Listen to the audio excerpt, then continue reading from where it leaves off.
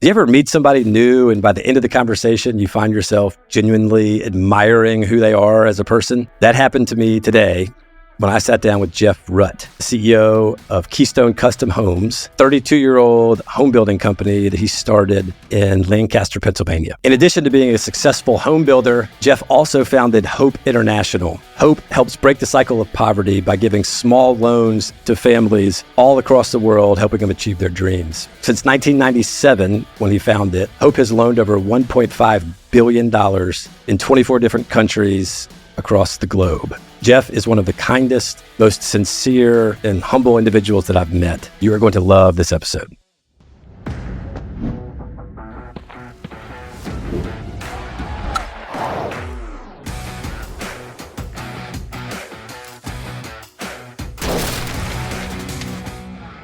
Boundary Breakers is brought to you by Carter and Clark.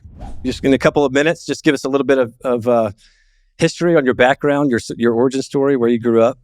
Yeah, Brandon, I grew up right here in southern Lancaster County, Pennsylvania. Was privileged to grow up on a dairy farm. My dad taught me the value of hard work and discipline and getting up early in the morning at a very young age, which I appreciated. Years later, I didn't really appreciate it that much right then, but really learned learned a lot about life, hard work, and making things happen. At age 13, I kind of had a dysfunctional family early on. At age 13, my mom picked up my 3 siblings at school one day and left me a note, said, "Hey, if you want to join, here's my number, call me." I decided to stay on the farm with my dad and spent the next several years kind of working very hard, but broken and leaning into my faith in Jesus. At 20, I literally bought the farm before I knew what that phrase meant, and got married a couple of years later. My wife and I were privileged to be able to farm a 200-acre dairy farm and had about 300 bovines, 150 cows, and 150 young stock. Turns out they're very needy. And we decided, you know what? We were looking for something with less risk and lower hours. So we thought maybe real estate and home building would be a good choice. So we decided to start Keystone Custom Homes in 1992, and God's blessed that along the way. Wow.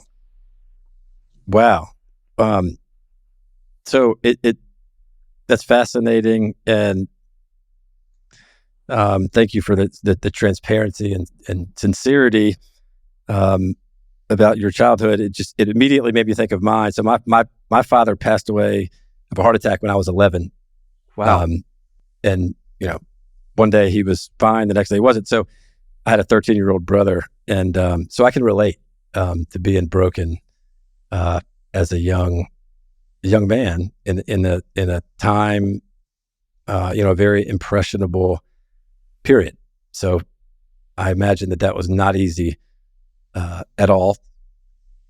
But goodness, a lot of times the things that appear at the time to be the worst thing that could ever happen end up molding and shaping us into the people that we become, right?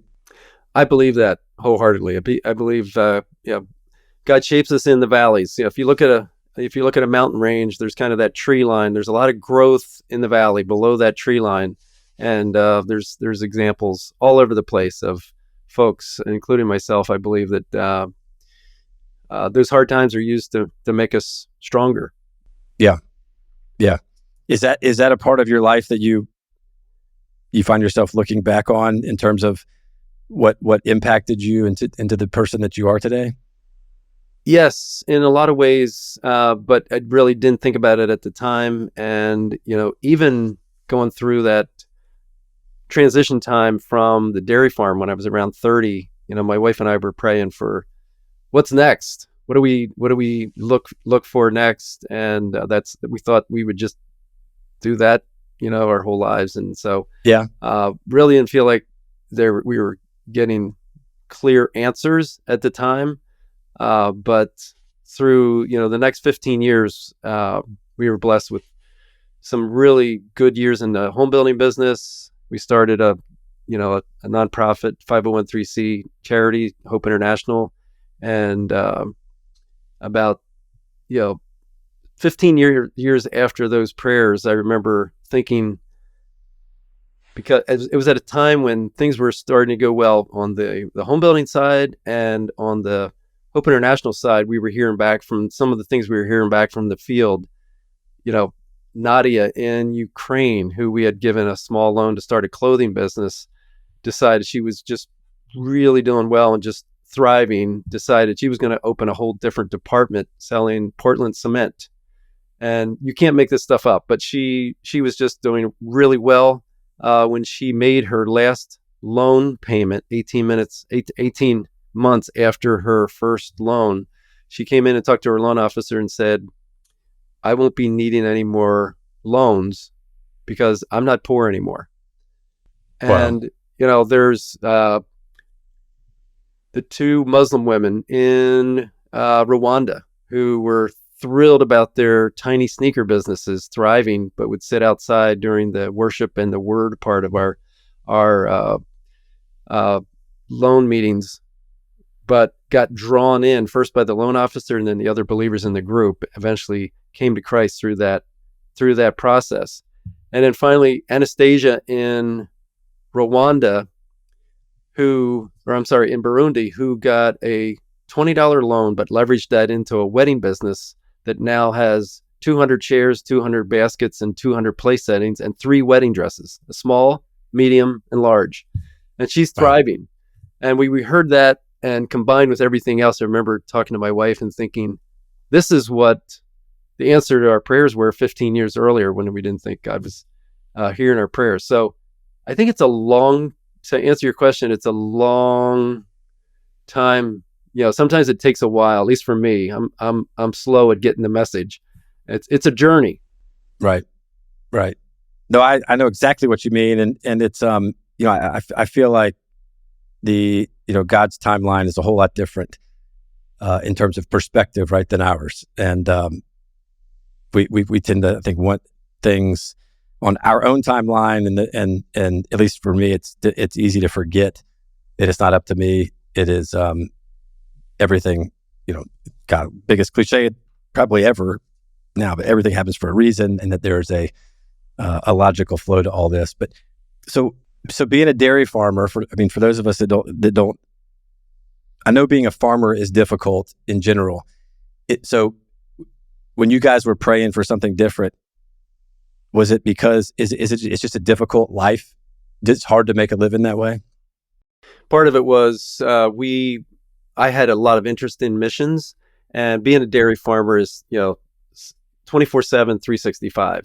Gotcha. At least in our case, and that's not the case in some of the large commercial dairies. There's a lot of flexibility, and if there's a lot of family involved, you can delegate. But for us, it was getting to do some traveling, some short-term missions. We were really looking for some of that flexibility. We would have been fine without the dairy. If we just could have the farm without the dairy, right. I would have been very satisfied. But God had different plans. And really, if we would have figured out a way to have the farm without the dairy, Hope International probably wouldn't have happened. Keystone Custom Homes definitely wouldn't have happened. It would just been a different track. And so we're just looking back. Those 15 years were worth the wait. I still would like answer to prayer in 15 minutes, not 15 years, but that's just me. No, I hear you. I totally understand. Well, all right. So take us back there. So 1992, did you know anything about home building at the time? Not really. I didn't know. I didn't know what I didn't know. And I enjoyed, got my real estate license. I enjoyed selling new homes for some other small builders, and was just intrigued and very curious to learn the business. It started with $0, but was able to secure a credit line and sell pre-sales. So we sold homes before they were built, and then got construction loans, and built about 12 homes our first year. Worked with a lot of other people that knew the construction side. And I'm not your construction guy. You wouldn't want me, cutting your miter joints and installing the trim in your dining room. But I do understand real estate, understand finance, understand working with finding people that know much more about some of those areas and are much more skilled than I am. Yeah, yeah. I was told one time by a wise gentleman that oftentimes the world's best leaders aren't necessarily skilled in their particular line of business, but they're definitely the best recruiters in terms of being able to find talented tradespeople in your case, right, that can create and help you fulfill your dream. So was your strategy to try to grow it? Did you just want to try to build 10, 12 houses a year, spec homes? I mean, tell us, what was your plan? Yeah, we didn't really have a long-term strategic plan in the beginning. I didn't really have this goal to build, we're currently building 500 homes in Pennsylvania, Maryland, and North Carolina in the Charlotte area. But we had no plans, I can promise you, to build 500 homes a year. And our average home price now is around $800,000. At that point, we were starting with 69.9, included everything, the lot, the home, all the options, the lot premium. But I've always believed that if you focus on, the taking care of business today and for the next quarter and doing some looking ahead, expect the best, but be prepared for the worst. And some of the growth takes care of itself. Yeah. I've always also, from the beginning, believed that I never want to be the smartest guy in the room. I want to find others that know more about their particular discipline than I do, and try to partner with them. Yeah. Well, I can already tell you have, an admirable humility about you that I'm sure is appreciated by your home buyers, your customers, and likely by your trade partners as well, who you come off very, like I said, humble, but also sincere and trustworthy. So I'm sure that has served you well in recruiting all those folks. So what, there's a lot of home builders out there. What do you believe sets you apart? Why did you grow from 12 homes to 500 homes in a year, do you think? Yeah, I think part of that is it does come down to having the right mindset, having, taking our work very seriously, but not taking ourselves too seriously, and really leaning into developing, products in the right locations with the right choices. One of our unique selling propositions at Keystone Custom Homes that we've developed over the last 31 years is the ability to give our buyers choices. Probably, 21 years ago now, we developed an online web-based system that allows our buyers to choose exactly what they want in their home. So if you think of the small custom builder that operates out of their pickup and builds 5 to 10 homes a year, that you can take a newspaper clipping to build their home, they will truly customize top to bottom, but the price per square foot is probably going to be a little higher.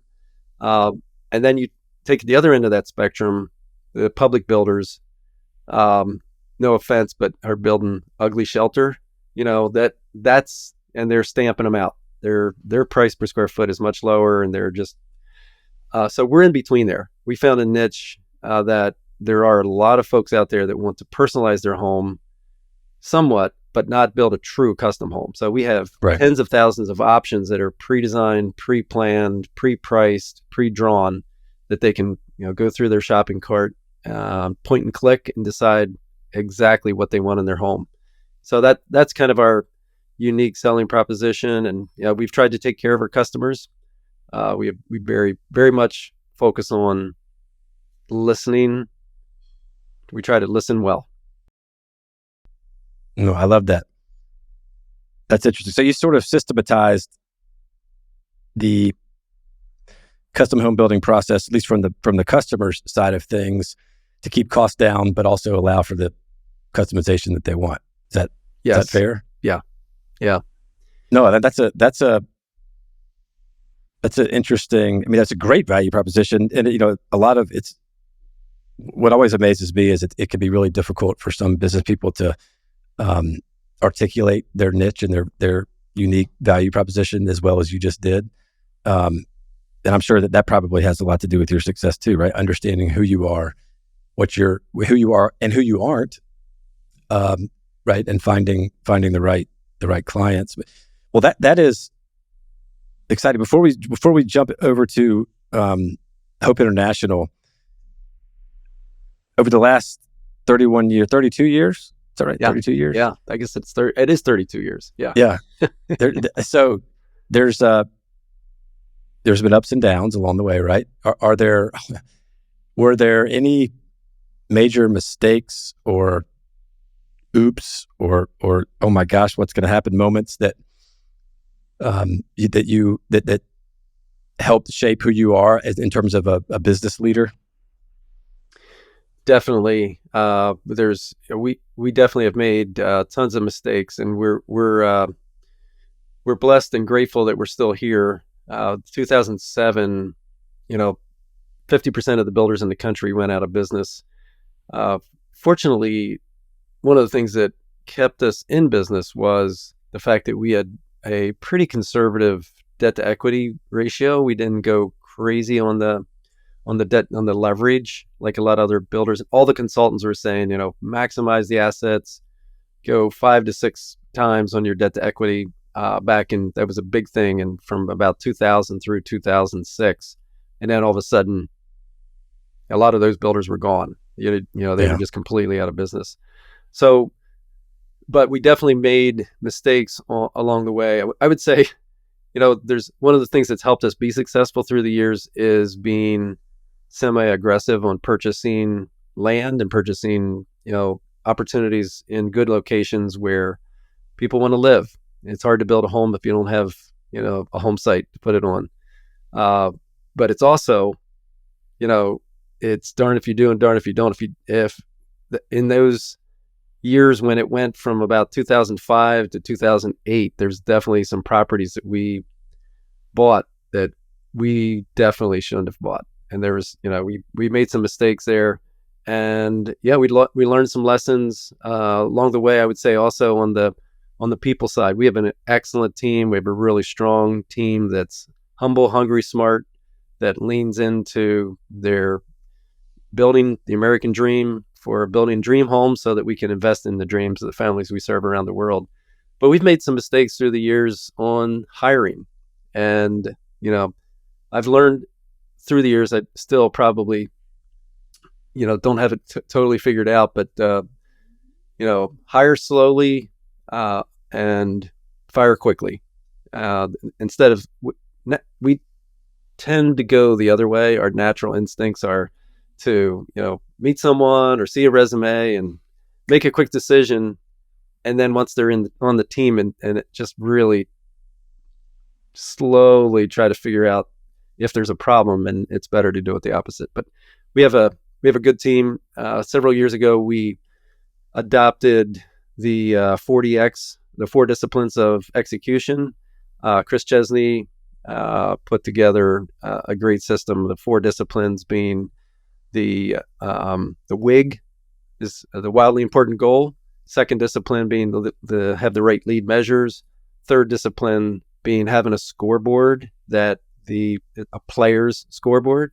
And then the fourth discipline being the cadence of accountability, that weekly meeting where everybody huddles and says, okay, what's my commitment for the week?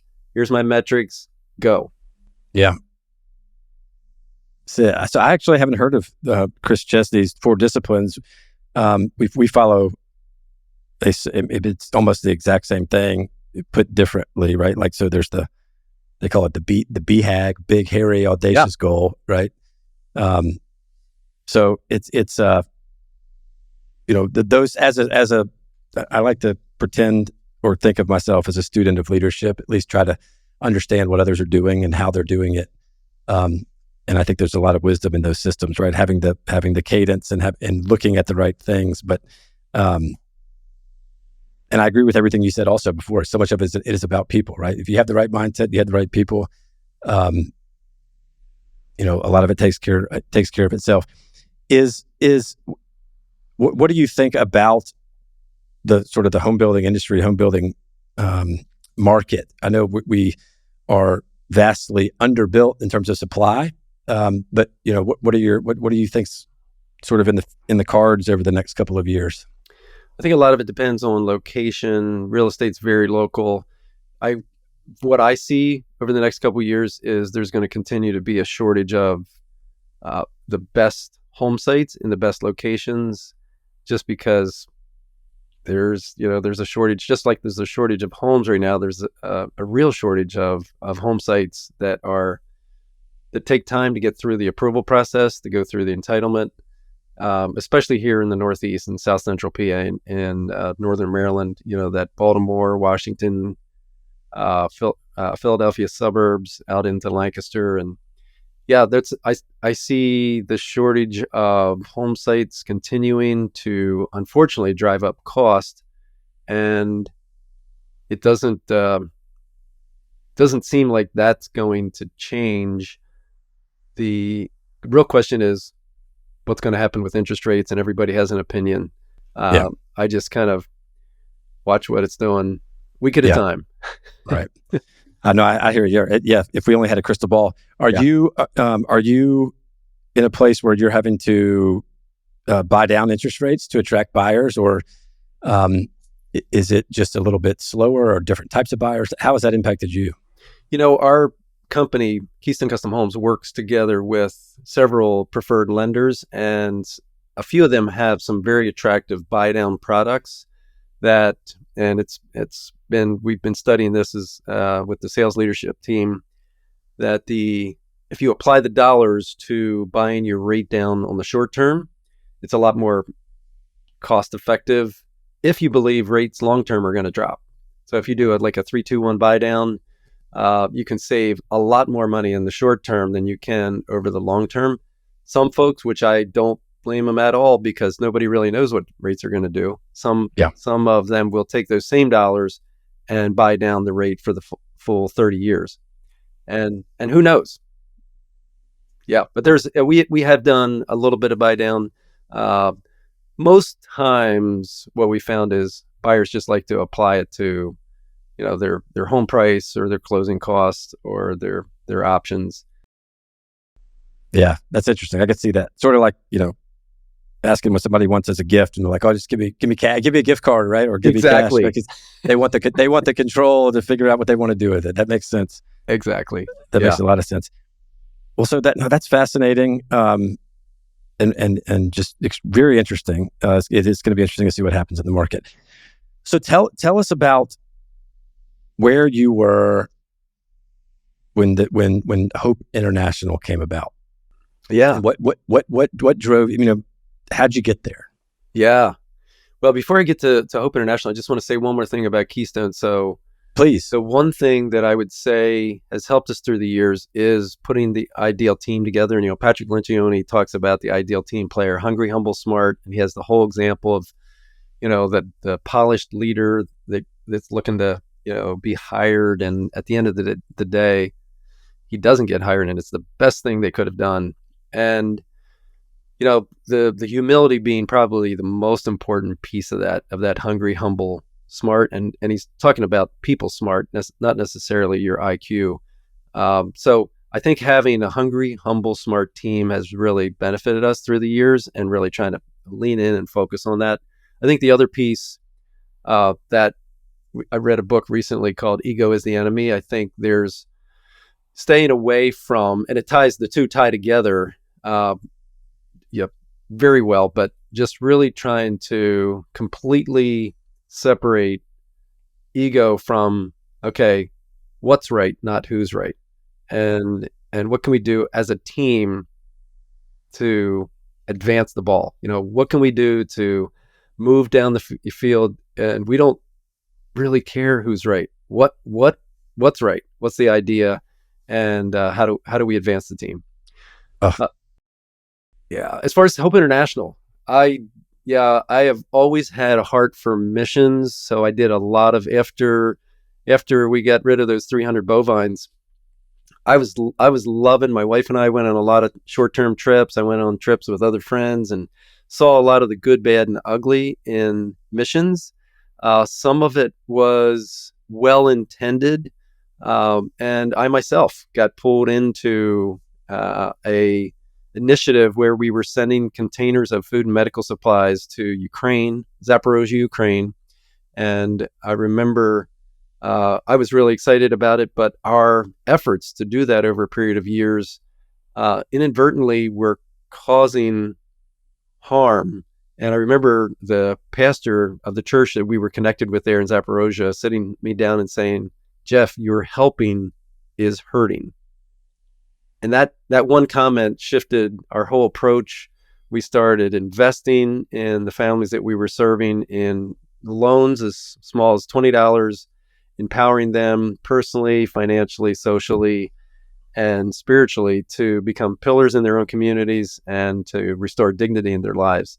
So that all happened right around that mid to late 90s. Officially, we started Hope International in 1997. We were just, again, similar to the way we started the home building business. We weren't looking to grow, a 24 country. We've now loaned out over $1.6 billion. Gosh. We were thinking at that point, maybe we could help a series of 20 families in Zaporozhye. That was through the church that we were working with there. But God grew it and brought us an amazing, brilliant leader, Peter Greer, in 2004. Talk about hungry, humble, smart. Had graduated from Harvard and was on his way to a job at the World Bank. And somehow we convinced him that Lancaster, Pennsylvania was the place to be. Wow. That's incredible. That is incredible. Well, I could not agree more, first of all, with hungry, humble, and smart. I think you've hit on my personal opinion. There aren't any more overlooked yet key traits that I think are often missing in today's business. In my company, we have a mantra that's very similar to what you guys practice. We say practice blameless problem solving. So it doesn't matter. Does not matter who is to blame. I mean, that is irrelevant. It is understanding the problem, addressing it so that it doesn't happen again. So, and by the way, just so the audience knows, we did not talk about this beforehand. I really did comment on your humility before you brought any of this up. So it is genuine that you certainly practice what you preach on that front in terms of humility. That's fantastic. So gosh, I cannot believe you have loaned over $1.5 billion. So let me back up just a little bit. What is it that drive? What makes you want to give back so selflessly? Yeah, I don't know if I can point to any one thing. I feel like I've always been drawn to looking for ways to, they say the true act of generosity is to, plant the tree that you will never get a chance to, enjoy the shade of. And there's all kinds of generosity. There's all kinds of giving back. We work with a lot of organizations that help locally, regionally, domestically. I have been particularly drawn to kind of the fragile fringe. I've gotten to know a lot of families. My friend Nico in the island of Tacloban in the Philippines. When I look at Nico, I see myself. He's a rice farmer. He survived the typhoon of 2014 when there was hundreds of thousands of people killed and his house was destroyed, but he survived, moved up the mountain, started over in rice paddies, and he's building a life for himself there. He belongs to one of Hope International's savings groups. We have these savings groups that meet together weekly. They save together, pray together. encourage each other together. We have what we call the 5W groups: the welcome, worship, word, work, and wrap up, the 5Ws. But I asked Nico, I was there in 2018 on New Year's Eve morning, about 7 o'clock, out there in a rice paddy with him. And I asked Nico, what advice do you give to other rice farmers here in the island of Tacloban? And he said, he was so passionate about it. He said, I just tell them three things: work hard, trust God, and save. And he was just so passionate about that. And I had to think, I know people with Harvard and Yale degrees that probably couldn't have said it that succinctly and that shared that much wisdom. But I'm just drawn to somebody like that on the fragile fringe, trying to send his kids to school, trying to help his neighbors, he's working hard out there 7 o'clock in the morning, barefoot, in mud up to his knees in that rice paddy, just making it happen. And I just love that life impact. Yeah.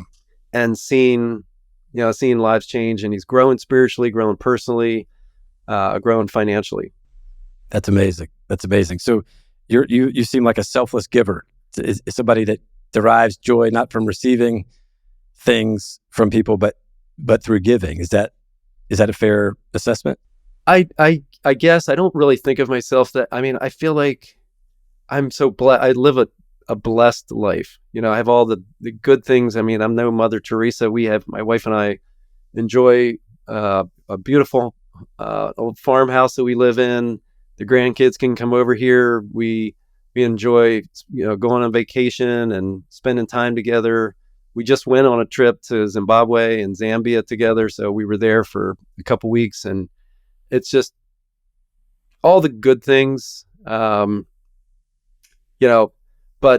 I just love it. I do receive joy from seeing others having their lives improved, in whether that's spiritually, personally, financially, or socially. I love that. Well, that's incredible. That's it. I wish there were more people like you. I think it would change the world dramatically. What I find intriguing and interesting about Hope International is, and I don't want to misspeak, so correct me if I'm wrong, but from what I have read and what I can tell, it's an avenue by which you can, I think I'm going to quote here, you're able to give or offer a hand up, not a hand out, right? That, and I don't want to get on a soapbox here, but when you give people things, it doesn't mean as much in terms of give them $1 or give them, a house, or give them a job, or give them a loan. But when you give them an opportunity, I just think that's amazing. Is that what Hope International is about? Absolutely. Yeah, absolutely. And Brandon, I would love to share a couple of the books that I've read through the years. I barely graduated from high school, but my guidance counselor came to see me on the dairy farm. I think he was worried about me because I had been on a track to follow up with school, and I decided not to. I decided to stay on the dairy farm. Literally bought the farm, but he came to me, and I remember his words were, all those books that you were going to study in college, you can get access to. And I remember buying like big boxes of cassette tapes of all the leadership books that I could, get my hands on. And I've been listening to Audible ever since. It was before they had you could download Audible on your cell phone, but right. Yeah. Before cell phones. But one of the books that I really zero in on when it comes to that subject is a book by Robert Lupton called Toxic Charity. And I can talk about it, I feel like, because I was a toxic charity addict back there in the mid to late 90s when I was sending containers of food and medical supplies to Ukraine. Robert, in the book, talks about the 5 stages, kind of that downward spiral, where that first gift, we in the West a lot of times think we can just solve it. Just give Nico in the Philippines, just send him money, or send him rice, send him clothing, build him a house, do something, just give him stuff. He's not capable. So we think in terms of gifts. So that first gift, there's appreciation. The giver checks the box, the receiver checks the box, everybody's happy, right? Second gift, some anticipation, like when's that next gift coming? The third gift, there's some expectation, like where's my gift? I'm expecting another gift. Fourth gift, there's entitlement. Like I'm now entitled, like that. I have a very entitled attitude. Like I don't really need to do like all these other hard things. Like I deserve a gift. And then the fifth gift, there's complete dependency. Like now you're incapable. Like there's no rice paddy in sight. There's just, you don't even know how to farm rice. You're completely dependent. So appreciation, anticipation, expectation, entitlement, and dependency. At Hope International, we try to flip that completely on its head and say, no, we're going to look for the gifts that Nico has in his own hands. And we're going to look for the ways that Nico is able to serve his family and have dignity, true dignity restored in his life and become a pillar in his own community. So, yeah, it's in, the old proverb, instead of giving a man a fish, teach him how to fish. Yeah. We like to give a loan to the man for his fishing rod. Wow. I love that.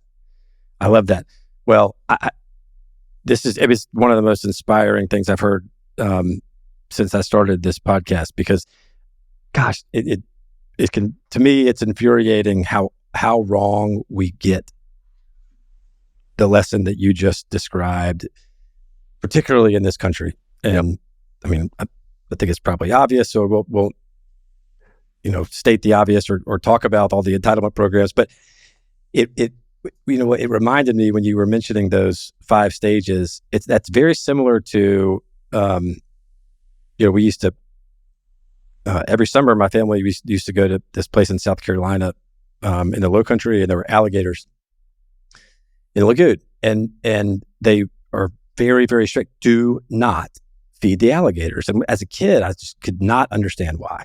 I just like, why? That's so mean. Why not? And then, as you get older, you realize, well, you can't feed them because then they start to get dependent on, they start to expect a hot dog coming off the bank, and then they start to expect it. Then they don't know how to get their own food. And then it ends up actually killing them. Right. And, it's amazing how many simple things like that in nature that are just such basic, fundamental things that everyone can sort of get and understand, but yet when you apply it or overlay it into something like poverty, it's a foreign concept. Do you find yourself,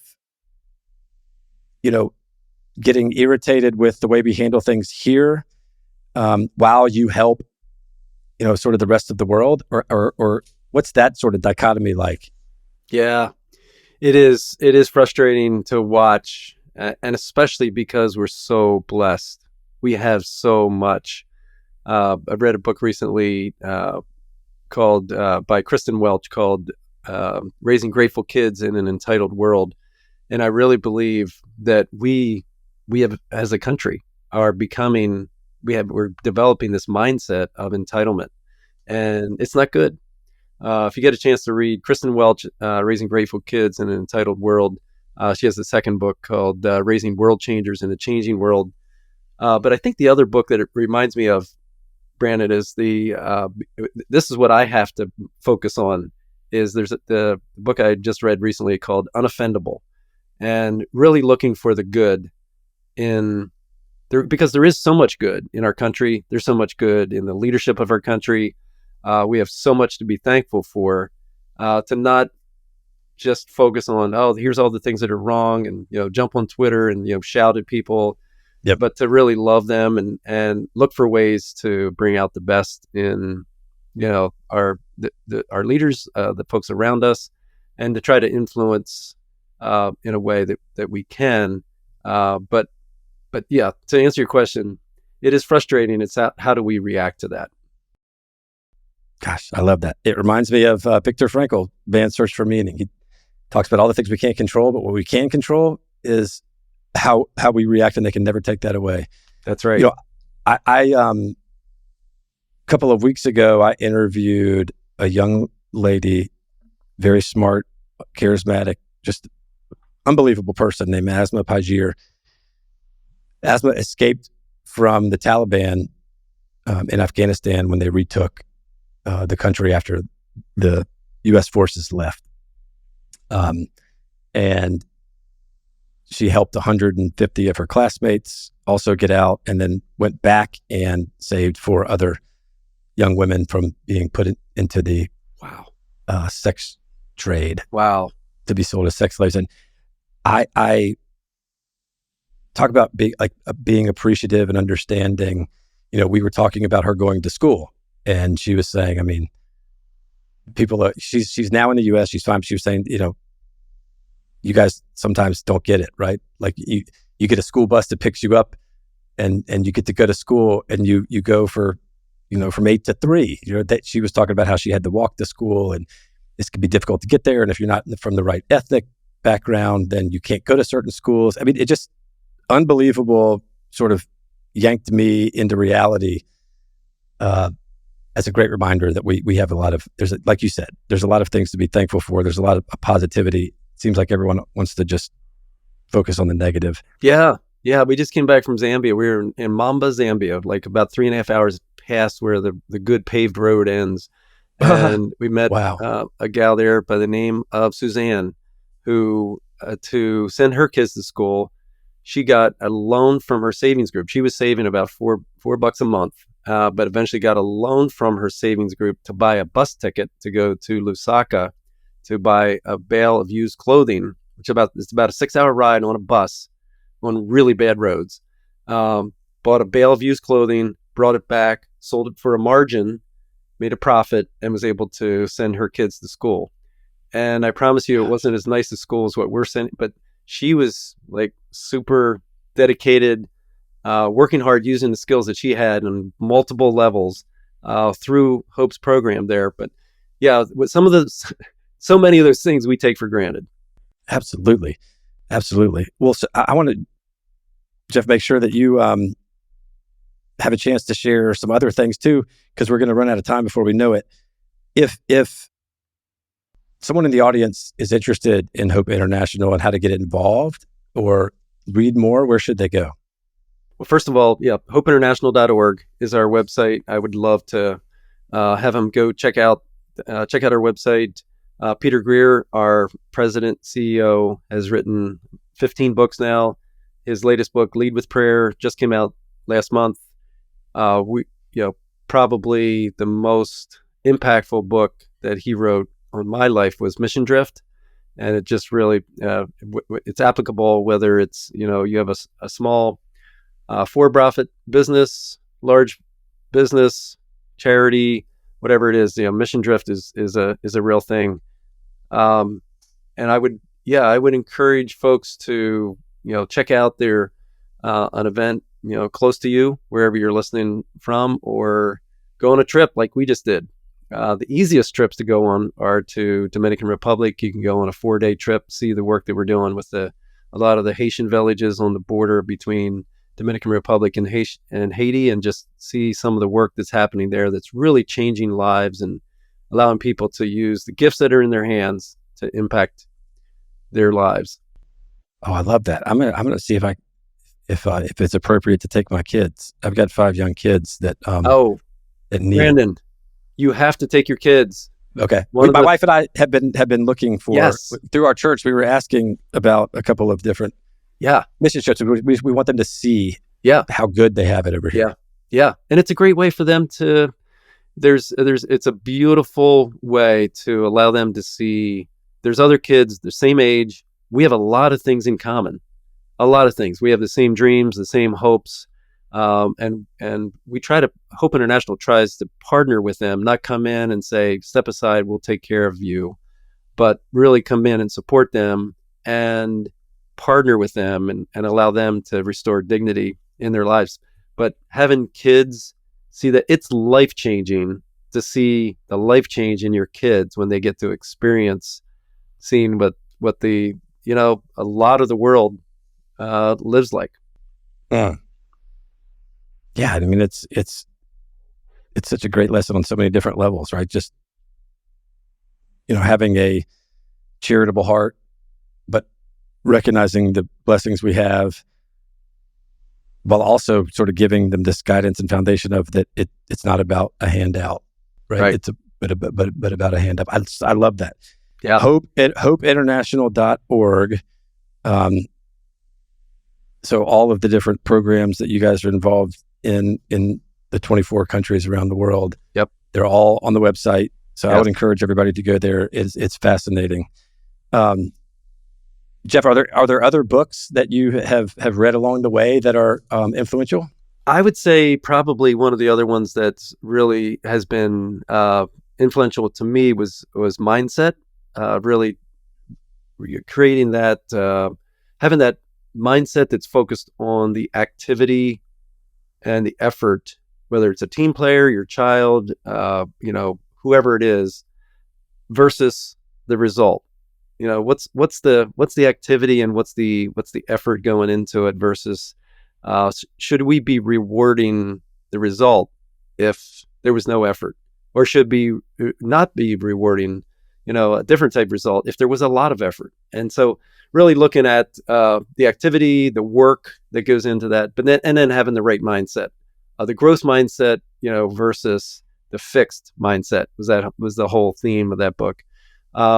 Instant Influence, Tim Keller's book, Every Good Endeavor. I believe our work is really, really important. Our workplace is really, really important. I fail at that, more times than I don't, but I look for ways to improve that in so many different ways. And Tim Keller's book is amazing. 5 Love Languages, when it comes to strengthening your marriage. Totally. It was, my wife and I have been married 43 years now. Not sure if we would have made it 43 years without that book. Congrats. That's amazing. 7 Habits, Stephen Covey, Sonia Gupta, Keeping Sharp at Any Age. The Treasure Principle is just incredible. And of course, Good to Great is an old classic that you can't go wrong. But those are just some of them. I love to listen to books. We have about 300 books on our Audible account that we allow our whole team to tap into for free. And it's been encouraging to see the growth.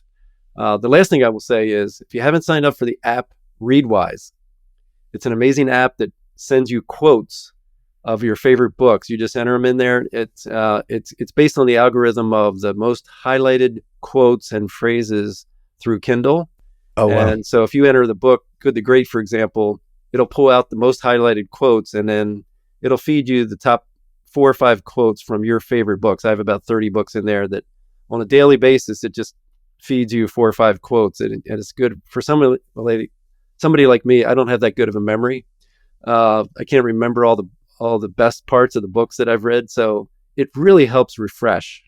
Gosh, yeah, I'm the exact same way. I'm like, gosh, there was this awesome book that I just got done with, but I can't even remember the name of it. But this was generally they were saying this, I love it. Yeah, and doing the book on mindset you were just talking about. All I could hear, I'm a big college football fan, and Nick Saban just retired, and I saw him speak in Atlanta a few years ago, and his whole speech was that he has what they call the process, right? Where they figured out, if you want to be great, you got to put in all this work, and that if I could put it in a sentence, he was telling the audience, if you can get these 18 to 22-year-old kids to focus on the process itself, not on whether you won or lost or what our record is, but if you just win the process, right, and put the work in, then the actual wins themselves, those things that's just a symptom. That's right. That's right. Exactly. Yeah. Carol Dweck. Carol Dweck is the author. Mindset. Yeah. Mindset. That's a good one. And Toxic Charity and Mindset, I'm getting, and Readwise, I'm also downloading because all one word. It's a fun app. You're gonna love it. Awesome. Well, that's amazing, Jeff. So it's 5. I got to let you go because I want to be respectful of your time. I have one last question I ask every guest. So God forbid anything like this were to ever happen, but imagine that there was a fire or disaster. Everybody, people, pets are fine, but there's a fire in your house, and the firefighter said, "Look, you've got 20 seconds, and you can run back in your house and grab one thing. and get back out before everything is destroyed? What is it that you grab? That is a good question. Obviously, so you said every person is fine. Yeah. I don't know. I don't really have that much in my house that I would, be risking my life to go back in for. I don't know what I would say. Well, I'll tell you what, Jeff, that in and of itself, that's why I think it's such a great question, because it just showed me how thoughtful of a person that you are in general. Some people say, my computer. Some people say, but this bottle of bourbon my buddy gave me.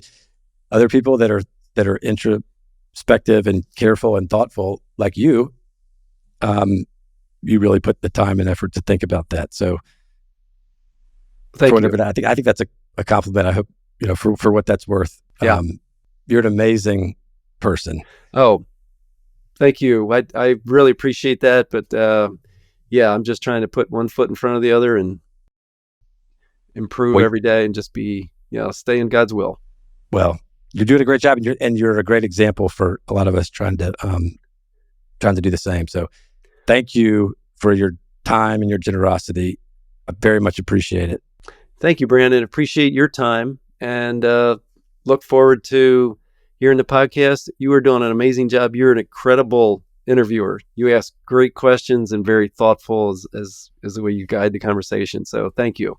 Well, gosh, thank you. I appreciate it. Well, I'll stay in touch. Don't forget, everybody, you can find Boundary Breakers in a lot of places. You can watch our episodes on the Boundary Breakers YouTube channel, or you can listen to each podcast on Spotify, Apple Podcasts, or any of the other major podcasting platforms. Thanks for listening.